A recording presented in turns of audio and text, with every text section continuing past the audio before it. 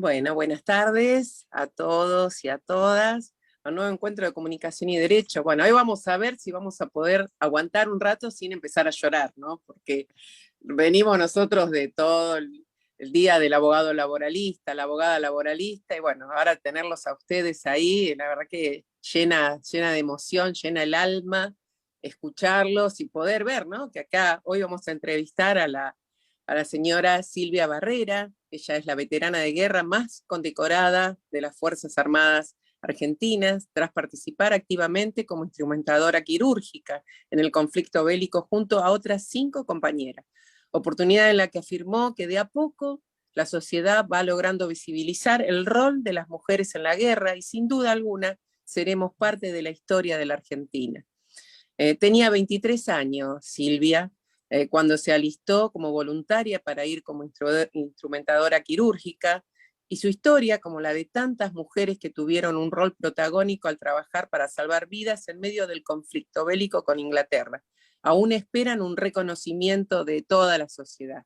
Bueno, ¿quién va a hacer la conducción? Él, nuestro héroe, nuestro veterano de la Guerra de Malvinas. Él dice: decime Andrea veterano, él no quiere que le diga héroe, pero bueno, nosotros le vamos a decir. Es el licenciado Daniel Estela, él es el gerente del Colegio de Abogados de San Martín, nuestro jefe, como siempre le digo, y que él se enoja, licenciado en Estrategias y Organización de la Universidad de Defensa Nacional de Argentina, coronel retirado del Ejército Argentino, arma de infantería, participó de la campaña Antártica, bueno, además de haber estado en la guerra, la Antártica de 1983 en la base Antártica Esperanza. Es director del liceo, ex director del Liceo Militar General San Martín, director de Educación Básica del Ejército Argentino. Bueno, qué raro, ¿no? Porque a veces dicen, ¿cómo? Es el héroe que va a ser... No, acá el conductor se emocionó. Le digo: mira, Daniel, ¿qué te parece? Vamos a hacerle la entrevista a Silvia. Y él, contento, dijo: ay, sí, Andrea. El otro día, ayer o en la semana, voy a verlo y estaba leyendo el libro donde estaban todos los datos de Silvia. Eso demuestra esa humildad que tiene Daniel. Y la verdad que Silvia, hace rato que queríamos entrevistarte, sabemos que están los dos todo el tiempo con entrevistas. Bueno, mañana es nuestro día de nuestra independencia, sabemos todos los actos que tiene, así que dijimos, en el medio vamos a tener un lugarcito que nos puedan dar y queremos escucharlo. Gracias a ambos, te dejo, Dani, para que vos empieces la entrevista, y gracias, Silvia, muchas, pero muchas gracias. No, gracias a Bueno, ustedes por la invitación. bueno, Andreita, bueno, ante todo, gracias a vos que nos das esta posibilidad de que 2 veteranos de guerra se puedan reunir y puedan intercambiar recuerdos y experiencias de lo que hemos vivido en Malvinas, y particularmente en este caso de una mujer que lamentablemente siempre están un poco invisibilizadas, y me parece fantástico que se destaque el rol que han tenido estas mujeres, que básicamente son los heridos, los que han tenido que tratar con ella, las que han estado beneficiados de su presencia, ¿no? Tan importante en esos momentos difíciles como es estar herido y ver y sentir que hay una mujer cerca, ¿no?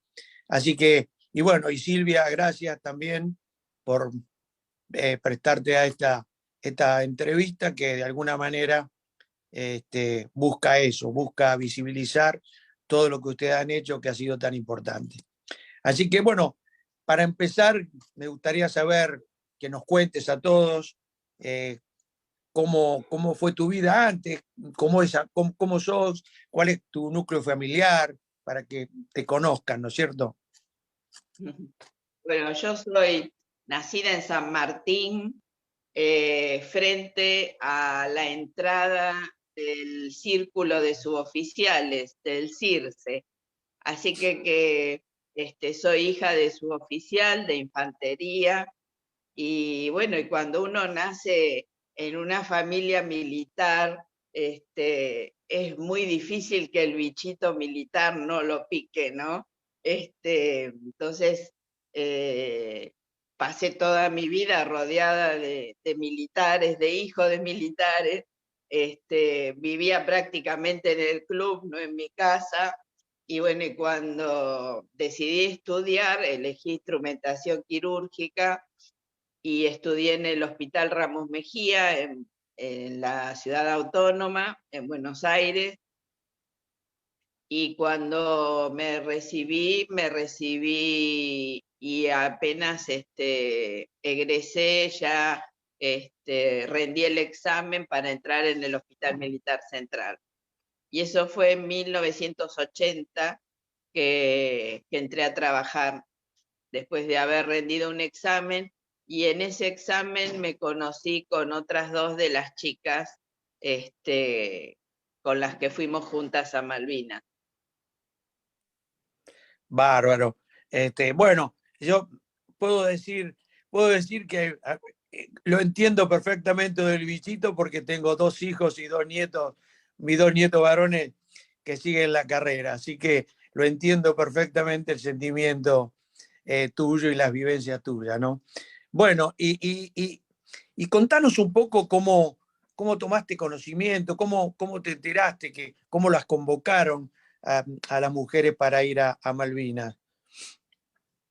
Bueno, después nosotras trabajábamos todas en el Hospital Militar Central. Nosotras somos 5 del Hospital Militar Central y una es del Hospital Militar de Campo de Mayo.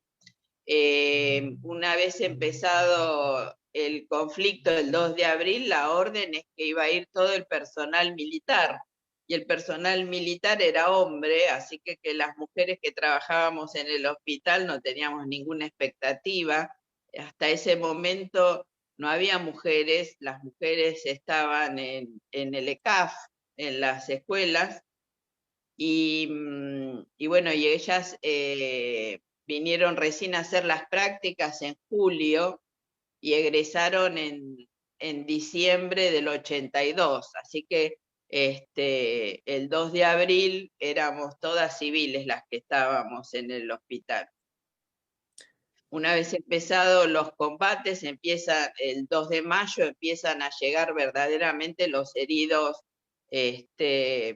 ya más complicados al Hospital Militar de Puerto Argentino, y iban pasando los días y el mayor Ceballos, que era el director del hospital, iba pidiendo instrumentadoras porque se dio cuenta que las cirugías se retrasaban por la falta de instrumentadoras. Y bueno, y entonces vino el mensaje militar al hospital el 7 de junio recién, pidiendo 10 instrumentadoras. Ahí nos reunieron a todas las que trabajábamos en el hospital y nos pidieron quién quería ir, y bueno, y ahí cuando nos explicaron cómo estaba la situación, bueno, las casadas, las con hijos, las que no querían ir, se fueron y quedamos nosotras 5, que son Susana Massa, Cecilia Riccieri, Norma Navarro, María Marta Lemme y yo. Cuando vieron que no se reunía el cupo que había pedido el doctor, que eran 10, se mandó el mensaje al Hospital Militar de Campo de Mayo, y ahí solamente se ofreció María Angélica Centes. Y ahí completamos las 6 que nos ofrecimos para ir como voluntarias. Sí, me imagino que habrá sido difícil tomar la decisión. Y contanos cómo fue tu derretero, cómo llegaste, si fuiste seguramente para el sur, para Comodoro, para algún lugar, y cómo fue la decisión y dónde prestaste servicio. Me gustaría que nos contaras esa parte.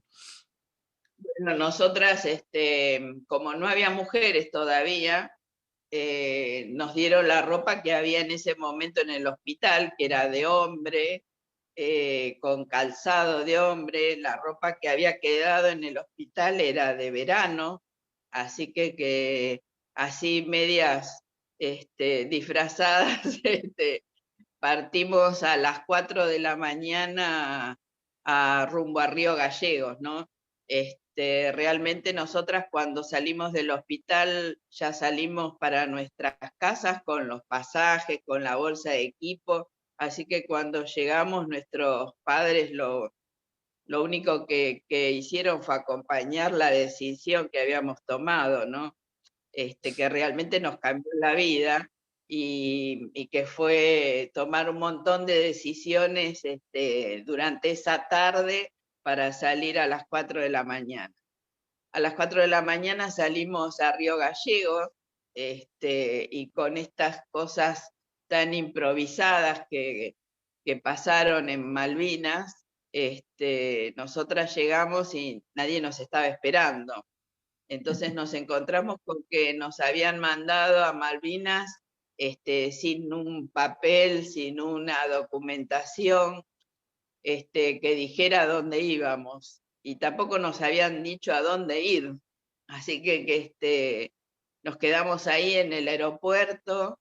Ya cuando pasaron 2 horas y no venía nadie, empezamos ya a preguntar en el aeropuerto, que lo único que hay es una oficina de aerolíneas. Así que como ellos no sabían nada, empezábamos a preguntarle a alguno que veíamos que tenía grado de oficial, y bueno, y no nos contestaban, o nos contestaban que no sabían, y realmente ni nos miraban, porque éramos las primeras mujeres que veían vestidas de verde y no les llamaba ni la atención siquiera. Qué raro. Y, bueno, y así llegamos y bueno, y ahí en el aeropuerto nos encontramos con un médico, alguien de blanco, y bueno, lo reconocimos, había sido residente en el hospital, y bueno, y le dijimos al doctor que estábamos ahí y nadie sabía nuestro destino, así que dice, bueno, las llevo hasta el hospital de Río Gallegos. Entonces nos lleva ahí, y en el hospital tampoco tenían noticias nuestras.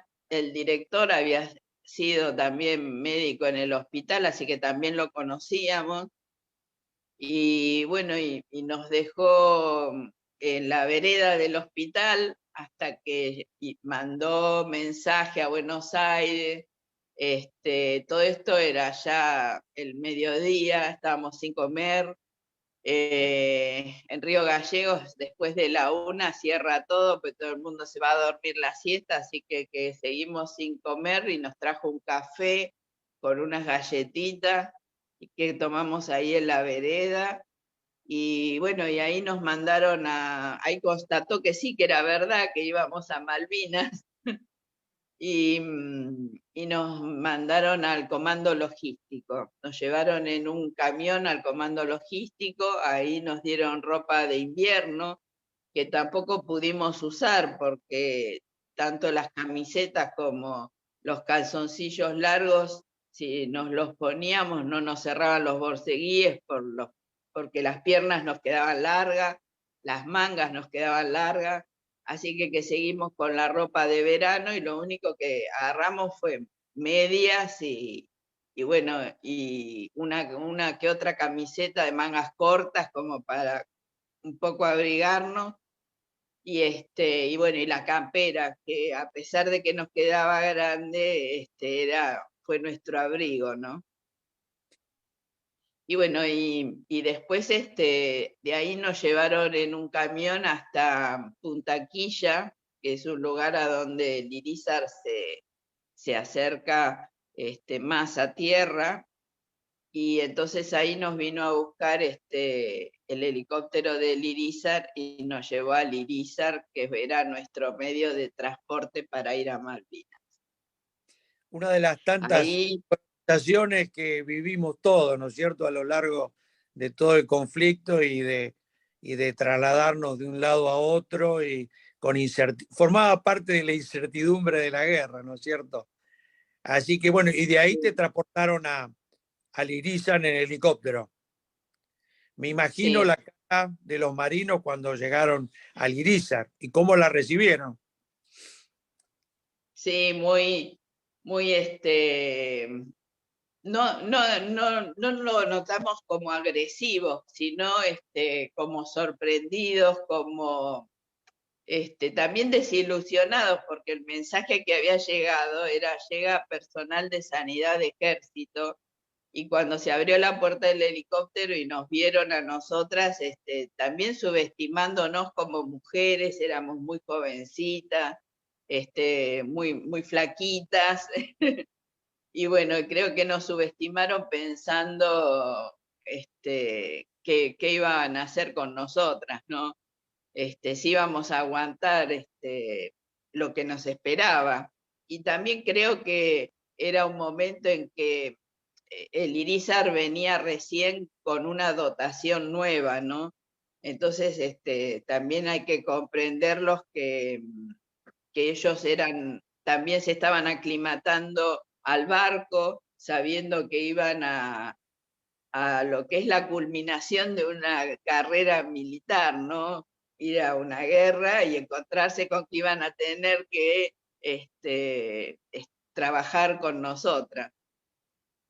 Sí, a lo Y mejor bueno, es, y ahí ¿sabés qué? A lo mejor es interesante, porque claro, uno sabe, y a lo mejor los que nos están escuchando no saben, que el almirante Iriza es un buque que estaba preparado, es un buque polar, que estaba preparado para las campañas antárticas, para llevar las dotaciones, el material, el equipo logístico, para pasar todo el año en la Antártida, ¿no es cierto? Y que era un buque que estaba pintado de blanco con la Cruz Roja, para simbolizar que era un buque hospital, de forma tal de que no sufriera agresiones, ¿no es cierto?, por parte de los ingleses, ¿no? Que como dice la sí, sí, Convención de sí, Ginebra. estaba preparado como buque hospital, entonces iba una dotación de médicos de la Armada, con ellos empezamos a trabajar ya en el mismo momento de bajar, porque habían armado en Puerto Belgrano al Irizar y lo habían declarado ante las Naciones Unidas y ante la Cruz Roja como buque hospital, pero en aquellos años los enfermeros de las tres Fuerzas Armadas, que eran suboficiales, no rotaban por los quirófanos, entonces no tenían lo que es la organización de un quirófano. Entonces los médicos nos pidieron que los ayudemos en eso, porque siempre pensando que al día siguiente íbamos a bajar, nos iban a dejar en Puerto Argentino y ellos iban a quedar con el buque a medio armar. Entonces trabajamos durante toda la noche, lo que se lleva en un quirófano meses de preparación, y se los dejamos armados al día siguiente. El Irizar tenía dos quirófanos grandes, un quirófano más chico, y bueno, y terapia intensiva y terapia intermedia. Y también todo lo que es terapia intensiva está muy relacionado con lo que es la instrumentación, ¿no? Hay que tener instrumental, cajas de insumos, todo organizado, y bueno, y eso nos llevó toda la noche. Al día siguiente, ya navegando rumbo a Malvinas, y ya habiendo trabajado juntos durante toda la noche, eso hizo que empezáramos a formar un equipo con los médicos, ¿no? Siendo todos de sanidad, fue más fácil así irnos incorporando a la vida del buque. Y al día siguiente el buque paró, porque nos empezaron a rodear los barcos de guerra ingleses. Ahí también, entonces, a medida que nos íbamos encontrando con los buques ingleses, era una situación complicada. Después nos encontramos con su buque hospital, que era el Uganda, que ellos habían declarado el Uganda que era un buque hospital gigantesco, porque era un crucero convertido en buque hospital, y tres buques más chicos que eran oceanográficos, y bueno, y ellos tenían esa dotación de buques hospitales. nos encontramos con el Uganda. Del Uganda nos pidieron sangre porque ellos llevaban muchos heridos que estaban quemados y se habían quedado sin sangre y sin plasma. Entonces hubo que parar y ellos mandaron su helicóptero a buscar esos insumos al Irizar. Seguimos navegando y nos encontramos con su otro buque, que era el Hidra, uno de los más chicos, y ese se había quedado sin suturas. Así que ahí le pasamos suturas. Y bueno, eso fue, y a las 2 horas de seguir navegando, nos encontramos con que vinieron un helicóptero con personal de la Cruz Roja y de las Naciones Unidas a controlar el buque, a ver si era buque hospital o no. Un buque hospital no puede llevar nada que contribuya al conflicto, o sea que solamente puede llevar cosas de sanidad, no puede llevar ni comida ni armamento. Y ellos vinieron a controlarnos a nosotros. Todas estas maniobras que yo les relato muy rápidamente son horas de maniobras náuticas, ¿no? Así pasamos el primer día. Claro, me imagino con el movimiento del mar y con todo eso y adaptándose a tantas cosas juntas, ¿no? Pero vos dijiste una cosa muy, muy, muy interesante y que me gustaría resaltarla, el intercambio de sangre, de sutura con los ingleses. Yo quiero dejar también testimonio de cómo actuaron la sanidad de los ingleses para con nosotros, ¿no es cierto? De que en un enfrentamiento sacaban los heridos más graves, sean argentinos o sean ingleses. Si era un argentino el que estaba grave, evacuaban primero al argentino, ¿no? Y eso fue muy importante porque fue una guerra muy caballeresca y eso llevó a que aún hoy sigamos teniendo relaciones importantes y muy fraternas con los combatientes o con los veteranos ingleses, ¿no es cierto? Así que me resulta interesante para los que están escuchando que sepan que fue una guerra muy caballeresca esta, ¿no?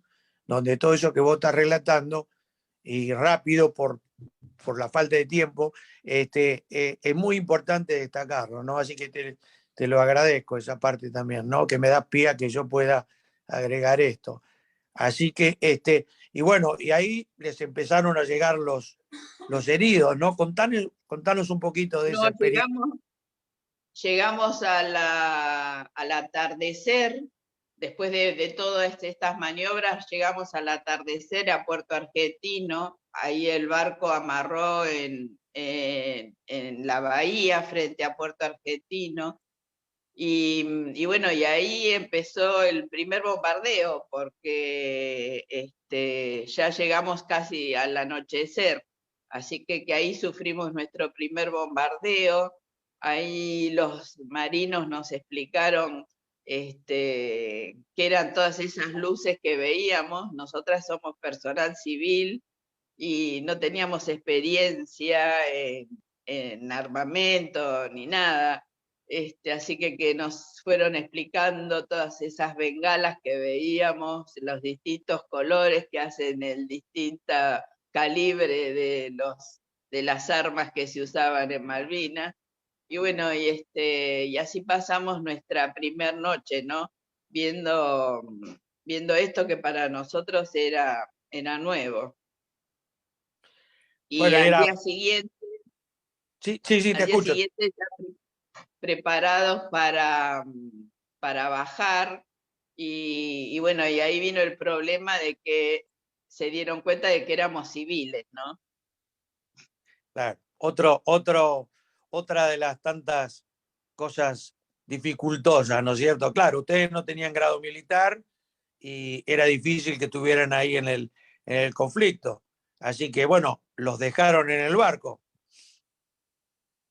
Y sí, porque por una cuestión de género en realidad, porque en Puerto Argentino estaba el personal de vialidad que era civil, y no tenía grado militar, la gente del correo tampoco tenía grado militar, entonces empezaron a pensar, no, les damos grado militar y si nos tenían que dar grado militar, nosotras ya éramos antiguas, la instrumentadora es más que la enfermera dentro de la escala de la sanidad, entonces nos tenían que dar un grado de teniente, los médicos que estaban ahí, muchos eran tenientes, entonces ¿cómo íbamos a ser las primeras mujeres de ejército con el mismo grado?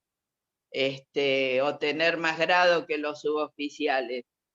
Entonces, que eran todos modernos, ¿no? Y bueno, entonces eso hizo que el mayor Ceballos subiera a bordo, el mayor Ceballos peleaba para que nos bajen, nosotras llorábamos por bajar, y entonces y el comandante del buque mandaba mensajes a Buenos Aires y de Buenos Aires le decían que no, hasta que él se cansó y dijo, bueno, yo soy el que tiene acá más grados, soy la autoridad en el buque y las chicas se quedan a trabajar acá. Y bueno, y ahí nos convertimos en las chicas del ITISAR. Claro, me lo imagino a Ceballos lo contento que estaría conociéndolo, de que no la dejaron bajar, ¿no es cierto? Que hizo tan buen trabajo en el hospital de Malvinas, ¿no? Espectacular, la sanidad, la verdad que hay que sacarse el sombrero con la actuación que tuvieron, ¿no? Así que, bueno, y me gustaría, y seguramente los que te están escuchando, ver cómo fue esa relación con los heridos, qué sentiste a medida que iban llegando, qué pensabas, qué te pedían. Y bueno, los heridos en principio nos llegaron por medio de los helicópteros, y después por medio del Yeguín, que era un barquito, un transbordador que nos los traía, porque llegado un momento no podían salir los helicópteros por el tiempo, por el peligro de que ya los ingleses estaban cerca, ¿no? Entonces, cerca de Puerto Argentino. Entonces, nos empezaban a llegar los heridos y en un principio el herido era campo de batalla, el puesto de socorro, en el puesto de socorro los atendían, los compensaban y se los llevaba al hospital de Puerto Argentino. Ahí se les hacía el tratamiento, que era la cirugía, y bueno, y se los trasladaba al Irizar. Entonces al Irizar en un principio nos llegaron con ya su cirugía hecha. Eso hacía que los dejemos en el playón donde después que aterrizara el helicóptero, el helicóptero venía, los dejaba ahí, hacíamos lo que se llama el triage y los llevábamos al lugar del buque donde correspondía, o a terapia intermedia o a la sala de internación, o al quirófano, porque ese paciente que estaba recién operado, la herida se le abría, le sacraba y había que hacerle otra cirugía o algún puntito, así que el trabajo era continuo, ¿no? Siempre teníamos que estar con los quirófanos listos y una de nosotras ahí preparándolos. A medida que pasaron los días, eso se fue agravando, directamente ya después nos llegaban desde el campo de batalla al Irizar. Entonces, al no pasar por el hospital, había que cortarles la ropa, bañarlos, ver a dónde tenían la herida. Ese baño era en la cubierta, con frío. Una vez que se los lavaba, todo eso sin anestesia, así que eso fue una de las cosas más crueles que nos tocó hacer. Y bueno, y ese soldado que venía herido, cada una de nosotros entabló relación más estrecha con grupos de soldados, ¿no? A medida que uno los iba tratando, era al que le hicimos la cirugía o al que le hicimos la primer curación, entonces las relaciones es especial con ellos, ¿no? Cada una tenía sus preferidos, y bueno, venían muy, hay descripto, en la Primera Guerra Mundial se describe como la mirada de las 1000 millas, ¿no? Es un soldado que viene con la mirada perdida, con una desconexión, la comunicación con el otro, ¿no? Una vez que llegaban al buque, que sabían que el buque era argentino, que estaban con personal argentino, entonces, y nos veían a nosotras, comían, empezaban a comer y se sentían bañados, calentitos, entonces ya empezaban a querer contar, y no contar lo que ellos habían vivido durante los combates, sino contarnos de su familia, ¿no? Entonces eso nos hizo convertirnos en psicólogas improvisadas, también, además de actuar como enfermeras, como camilleros, porque en medio de la emergencia uno trata de hacer de todo, ¿no? Sin duda momentos difíciles, si los hay, ¿no? Pero seguramente, como te decía al principio, cuando abrían los ojos y veían una figura femenina, seguramente los reconfortaba, ¿no? En esos momentos difíciles y tan difíciles, ¿no? Y Sí, seguramente te aparte avisaras que a la familia. nosotros éramos tan jovencitas, ¿no? Casi Claro, de la misma edad. claro. Y te pedían que hables con la familia, que informes, que le digas que estaba bien, y seguramente, ¿no es cierto? Y siempre ellos pensaron, bueno, ustedes las van a bajar primero que a nosotras, que a nosotros, entonces nos daban papelitos con los números de teléfono. Esa fue otra de las actividades que nos tocó hacer, que es llamar una vez que llegamos a tierra, llamar a las casas, ¿no? De una familia desconocida y decirle, bueno, tu hijo, tu hermano, tu esposo, está herido en el Irízar, volvimos y está en Comodoro. Nosotros volvimos a Comodoro, allá en Puerto Argentino pasamos el 14, pasamos los 3 días peores, así que esos 3 días, que son el 11, el 12 y el 13, esos días fueron, bueno, los de los peores combates, y bueno, son en los que recibimos los peores heridos, ¿no? Y la mayor cantidad. En la madrugada del 14, el Irízar sufre un ataque de los ingleses, así que también sufrimos ese ataque, que fue realmente en el momento en que más miedo tuvimos, porque el Irízar, para poder hacer la cirugía, llevábamos tubos de oxígeno. Entonces, si los ingleses le hubieran tirado algún tubo de oxígeno, hubiéramos estallado con todos los heridos a bordo. Eso fue en la madrugada del 14, que unos buzos tácticos ingleses quisieron hacer playa, y pasaron al lado del Irízar, y la gente del Irízar avisó a tierra, a la artillería de tierra, y entonces entre el Irízar prendió todas sus luces para iluminarlos y les tiró para que no pudieran llegar. La artillería vio esa maniobra y entonces se produjo ese tiroteo.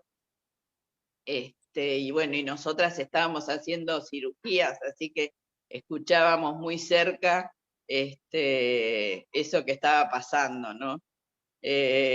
Los marinos, ya después de tantos días de trabajar juntos, ya nos sobreprotegían, ya éramos sus hermanitas, entonces nos ocultaron qué era lo que estaba pasando. Lo único que nos habían dicho era que no podíamos salir a fumar afuera, que salíamos a la cubierta a fumar, Y bueno, y con los años nos enteramos que lo que había pasado era eso, ese ataque, y bueno, y lo supimos porque History Channel hizo un documental, y bueno, y ahí le preguntamos al comandante, al segundo comandante si era verdad, y nos dijo que sí. Me dice, esa noche que no las dejamos salir a fumar era porque afuera estaba todo ese tiroteo y nos Ahora, cuidaron. es increíble lo que estás contando, Silvia, porque la verdad que yo eso lo desconocía y mira que hace tantos años que vengo buceando en el tema Malvinas y es un episodio totalmente inédito que yo no lo tenía registrado en ningún lado, ¿no? Así que qué interesante eso, ¿no? Que esos momentos que le tocó vivir, ese 14 de junio fue terrible para todos, ¿no es cierto? Fue terrible para todos. Y contame, ¿y cómo fue tu vuelta? ¿Cómo fue tu regreso al continente? ¿Cómo fue tu reinserción? Cómo la viviste? ¿Qué sentiste? Bueno, después pasado el 14, estuvimos, ahí vimos, nosotros estábamos muy cerca de tierra, a pesar de que no estábamos el Irizar no estaba anclado en el puerto, así que veíamos todo lo que pasaba y veíamos cómo los ingleses tomaban a nuestros hombres de prisioneros y bueno, y en una de las playas los dejaban en calzoncillos en la playa a la intemperie. Entonces, ahí vino la orden de tratar de subir a bordo del buque la mayor cantidad de hombres para que no cayeran prisioneros. Así que ahí, después del 14, vino el apuro por tratar de evacuar la mayor cantidad posible de hombres. El Irizar tenía una capacidad de 250 camas y nosotros trajimos 320 heridos. Así que había heridos por todos los pasillos y después había que tratar de evacuar al personal civil que estaba como nosotros, sin grado militar, que era la gente del Correo, de TELAM, de ATC, los periodistas de la revista Gente y la gente de Vialidad Nacional que subieron a bordo también para tratar de escapar de los ingleses. Regresamos todos, que ya eran 400 personas casi por sobre la dotación del barco, del buque, y entonces los últimos 2 días ya empezó a faltar la comida y el agua, así que estuvimos sin comer y sin bañarnos porque eso era para los heridos. Y bueno, y así los ingleses subieron a bordo, iban controlando todo, entraron a los camarotes y bueno, ahí se llevaron fotos, los rollos de fotos que sabían que habíamos sacado, y se iban llevando cosas que les llamaba la atención de los camarotes y dieron la orden de volver el día 18 a la noche, así que el 19 llegamos a Comodoro, ahí hicimos otra vez la evacuación de todos los heridos, ahí el Irizar amarra en puerto, así que fue más fácil la evacuación, nos estaban esperando las ambulancias y bueno, y los íbamos evacuando. Y bueno, y ahí vino esto de llamar a las casas, ¿no? Llegar a Comodoro, encontrar en Comodoro Rivadavia un teléfono público que ande, cambiar nuestra plata por monedas y bueno, y llamar a las casas de los soldados que nos habían pedido que avisemos a su familia. Después nos llevaron a un hotel 5 estrellas que estaba ahí sin inaugurar. El otro día, yo siempre cuento esto porque veníamos de 2 días sin comer y sin bañarnos. Y nos llevan a un hotel 5 estrellas que no estaba inaugurado, o sea que no tenía ni comida ni nada. Lo único que hicimos fue bañarnos y me manda un militar por Facebook: ay, a ustedes la llevaron a un hotel 5 estrellas, pero después de 2 días sin comer y solamente para bañarnos, sin comida. Así que nos fuimos de ahí, nos escapamos, nos habían hecho firmar el documento de que no íbamos a contar nada, como a todos los soldados, y nos habían dado la orden de que no podíamos salir. Nos fuimos de ahí, porque encima estábamos solas en el hotel. Nos fuimos de ahí y a comer pizza al centro de Comodoro. Y bueno, y cuando volvimos, un policía militar y un oficial de inteligencia nos estaban esperando. Y bueno, después del reto, al día siguiente nos llevaron a un galpón en el aeropuerto de Comodoro, así no podíamos escaparnos a ningún lado, y nos dejaron ahí otra vez sin comida, sin baño, sin nada, hasta que volvimos a Buenos Aires en un Fokker con todos los hombres, todos sentados en el piso, y bueno, y ninguno nos preguntó quiénes éramos. Un avión lleno de hombres con 6 mujeres jovencitas, y ninguno nos preguntó quiénes éramos, ni de dónde veníamos. Y bueno, y llegamos a Buenos Aires, 20 de junio, Día de la Bandera, Día del Padre, y bueno, y ahí estaba nuestra familia esperándonos en el Palomar, ¿no? Como a todos. Sí, el mismo día que yo volví, me acuerdo que bajé del avión y se escuchaba en la ceremonia del colegio militar que estaban jurando la bandera ese día. Así que nos llenó de emoción escuchar la banda, ¿no? Uh-huh. Y bueno, obviamente el reencuentro con la familia, un momento inolvidable que también vivimos todos, ¿no es cierto? Y, ¿Y cómo fue después? Es decir, ¿te sirvió la experiencia de allá profesionalmente para trabajar la experiencia? Bueno, fundamentalmente eso. Y bueno, y después seguramente habrás sentido, después me vas a contar, me adelanto ya un poco a la pregunta, ¿qué sentiste después también acá cuando cuando volvimos a Buenos Aires, ¿no? Bueno, nosotras volvimos ya al día siguiente, el lunes 21 a las 7 de la mañana estábamos trabajando. Nadie nos preguntó dónde habíamos estado esos 10 días. Y bueno, y fueron pasando los días, y nosotras, o sea, lo que sentíamos era que, como todas chicas jóvenes, nos fuimos a encontrar con amigos, qué sé yo, ir a comer afuera y ver que Buenos Aires era una ciudad que ya Malvinas había pasado.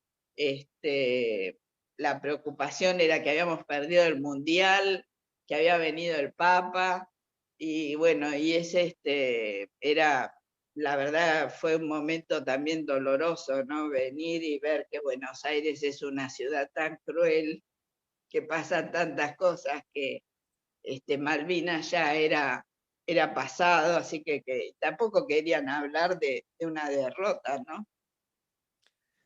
Sí. Y bueno, y después seguir trabajando en el hospital. En el hospital los primeros 10 años nadie sabía que éramos veteranas de guerra. Y sí, la experiencia a nosotros nos sirvió, eso nos hizo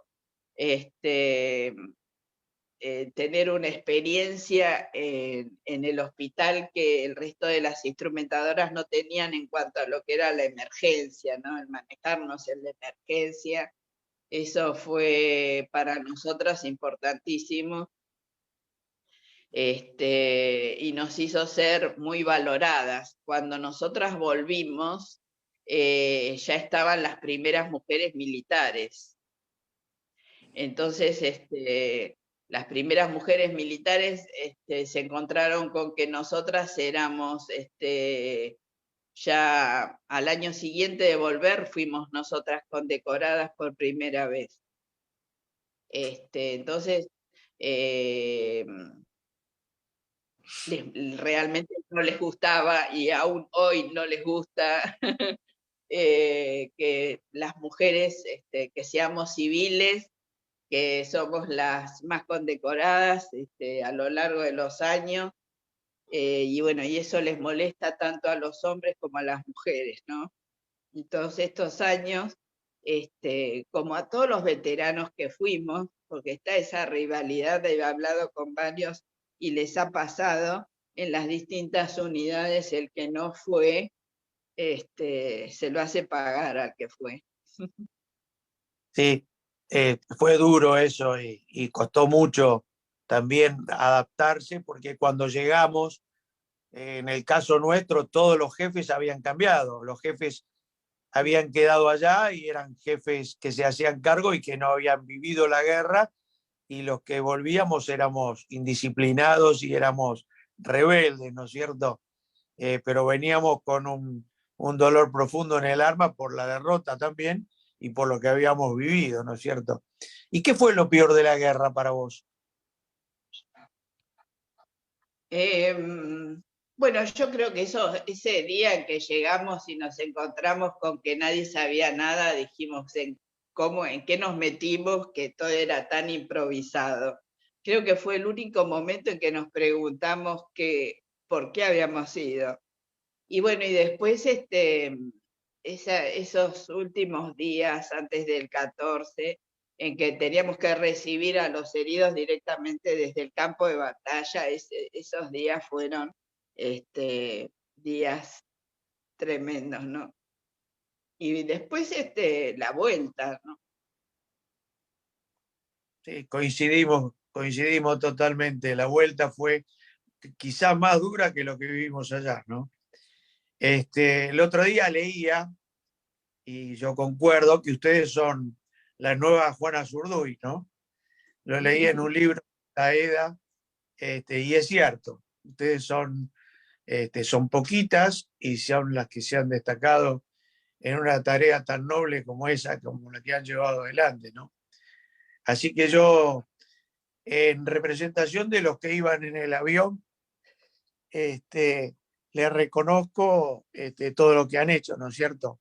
Es invalorable lo que le han tocado vivir sin la experiencia, sin la preparación, y que han estado a la altura de las circunstancias como profesionales, ¿no?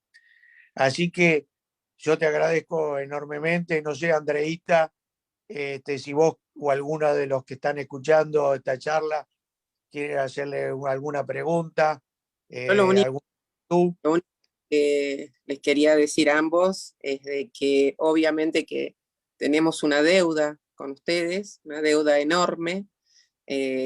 Como siempre se lo digo a Dani, cada vez que me lo cruzo, eres nuestro héroe, y realmente el país no estuvo digamos, en las circunstancias que tendría que haber estado con ustedes.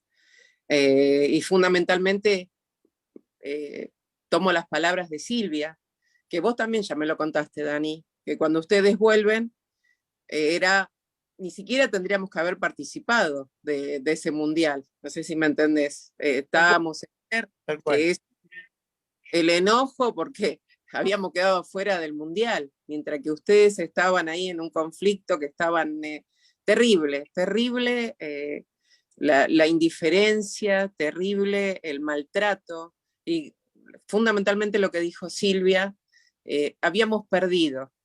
Y eso es, yo tengo a mi suegro era militar, él estaba en la parte de contable, bueno, él estaba muy amargado cuando pasa lo de Malvinas, porque él decía, lo que habían dicho era que iban, se supone que tenían que tomarlo, tenían que clavar la bandera e irse, porque era para que no pasara el tiempo, era para pedir era algo que era tomar, que no prescriba esa causa, claro, tomar e irse. Pero claro, como me decía mi suegro, claro, ya saben quién, vio la plaza llena, con toda la gente.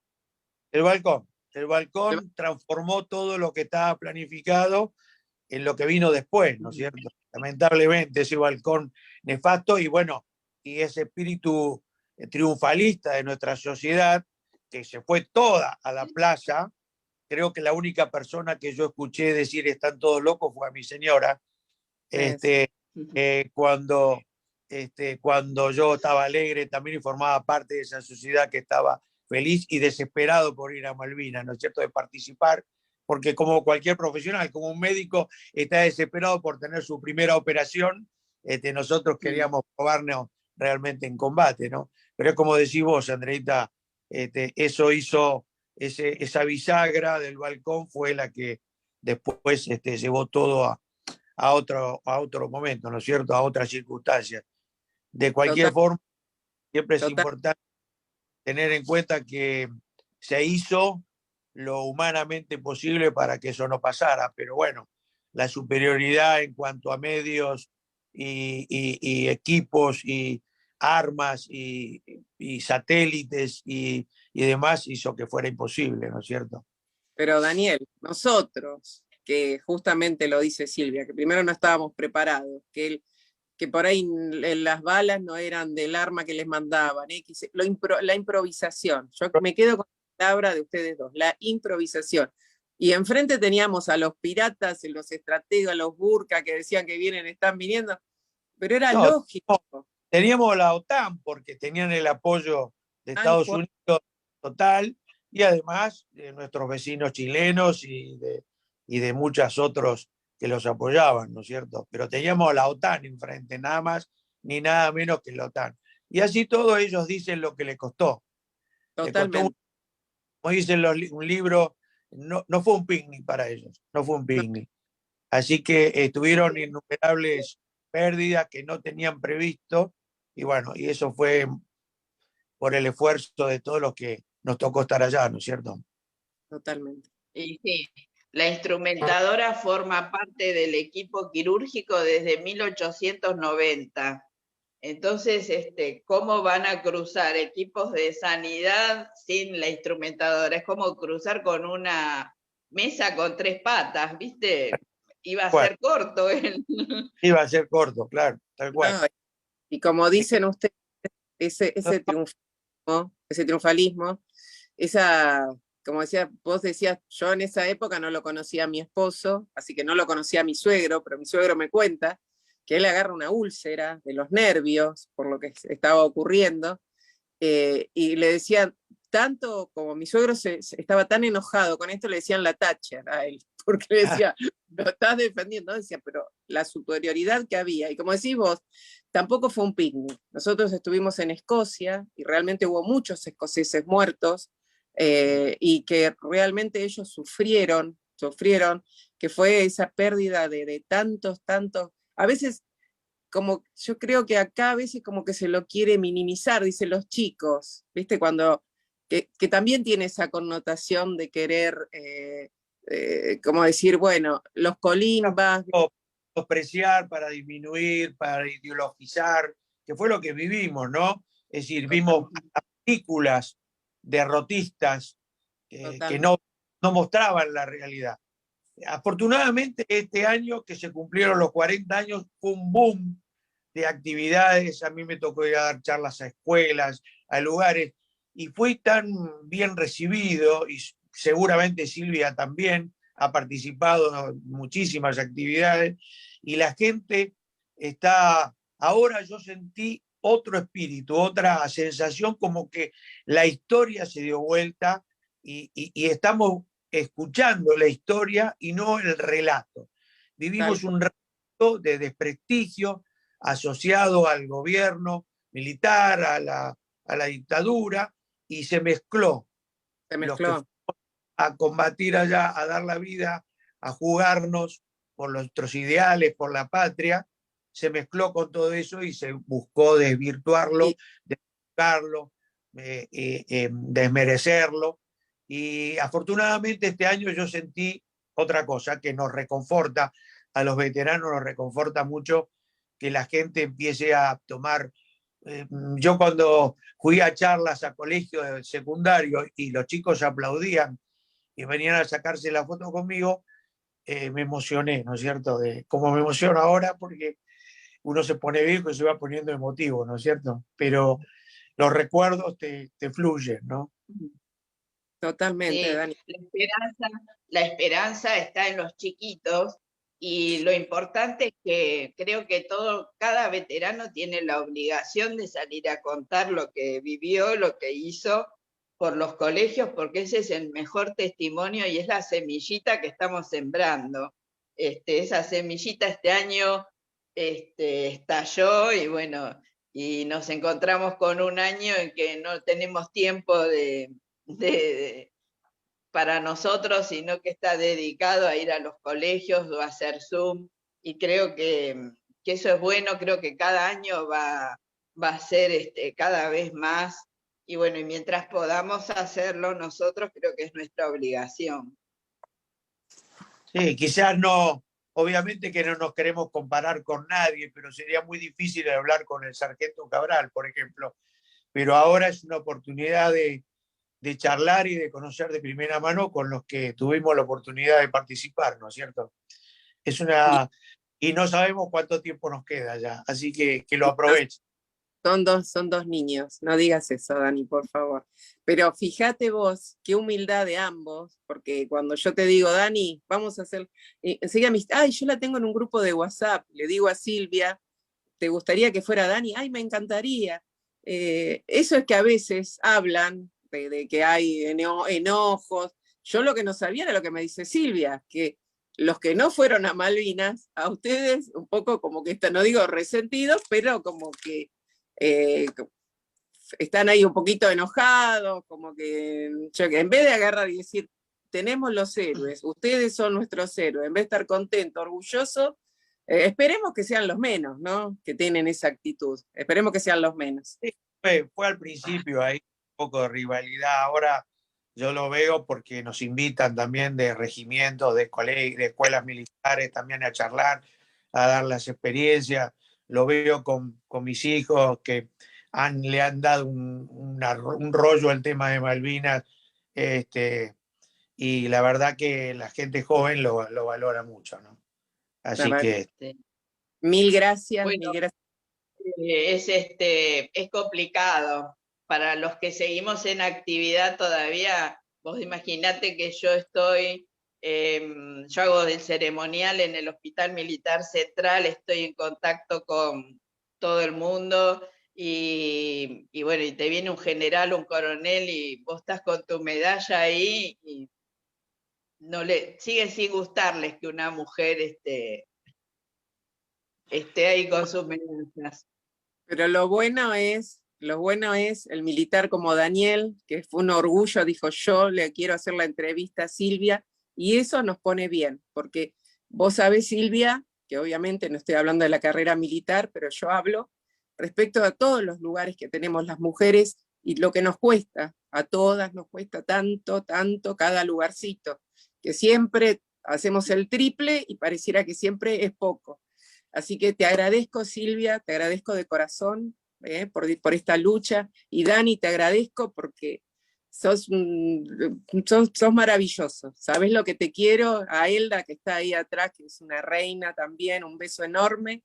Y la verdad me emocionan ambos. Y como dicen, esto, ir sembrando esa semillita, lugar por lugar, que yo sé que van ambos, la verdad les agradezco de corazón. Que ese es el camino, ese es el camino. Gracias. Gracias. No, gracias. gracias. Un beso. Un beso enorme. Nos vemos pronto. Bárbaro, los quiero. Gracias. Los quiero. Gracias Saludos a todos, todas del otro lado. Saludos. Chau, chau. Chau, chau.